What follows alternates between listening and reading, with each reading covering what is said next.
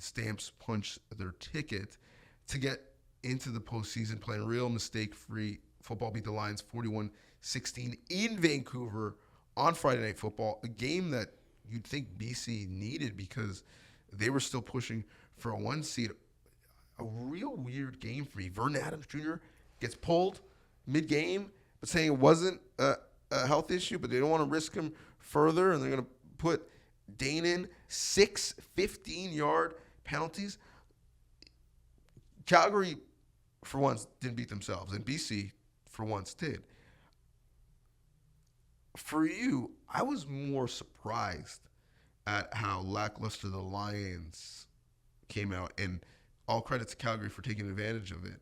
But that was the most puzzling game of the week for me. What about you? No, absolutely. Absolutely. I mean, it was hard to believe that was the score actually at the time of the game, that the game was happening. And I was in conversation with some of the writers, players as well, and they were saying, listen, man, we just want to have a chance to get into the playoffs. And they knew that they needed BC to win as well. It would have been they would have had a better chance, of course. And so it was absolutely frustrating. And like you mentioned, BC is a team that typically forces turnovers, creates turnovers for them.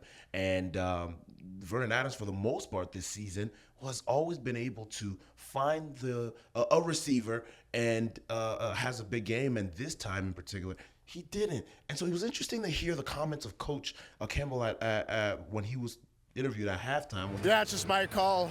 Vernon's completely healthy. I'm feeling good just based on the score. We're going to go try to win this game, and we're going to try to do it with Dane. And I need VA to be a hero in the playoffs, not today.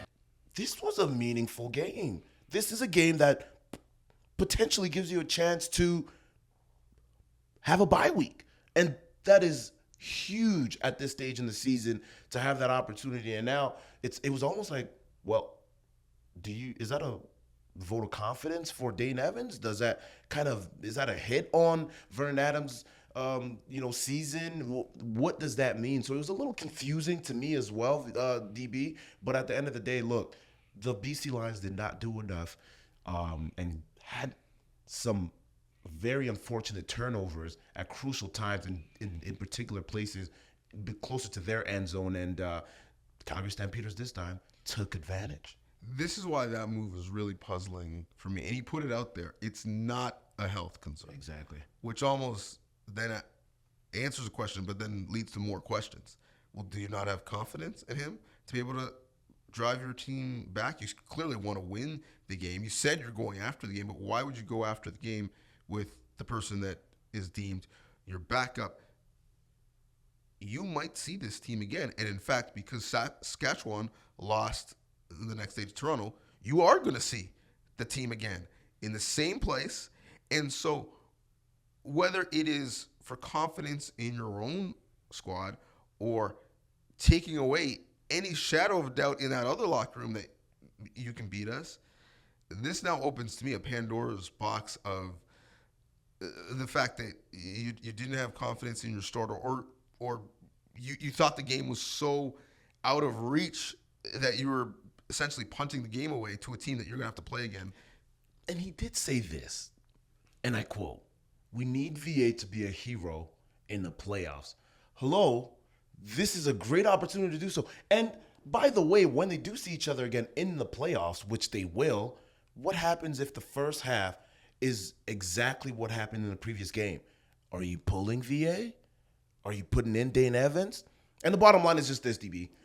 If you're VA, if you're Dane Evans, you can't turn the ball over the way that they did and turn the ball over on special teams and not be as productive, except for Mr. Betts himself, which we have to mention, has the record for the most amount of sacks in a regular season by the Canadian player. So that was a bright spot, but you cannot have zero production on offense and have that many turnovers and expect to win, regardless of who you're playing. It was halftime. Yes. It wasn't the beginning of the fourth quarter or midway through the third. It was halftime. There was so much football left to be played. We talked about turnovers. We got to shout out Jake Mayer because we have critiqued his play.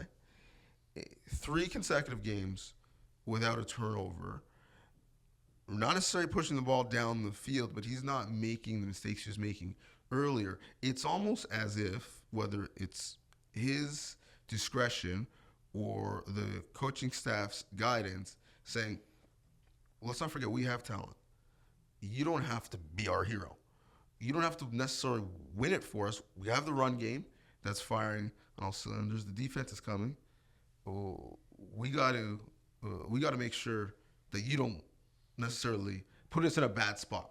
Absolutely. Hey, listen, Calgary Stampeders, they came, they saw, they conquered. This is what they needed to do. We always talk about it. You mentioned it already.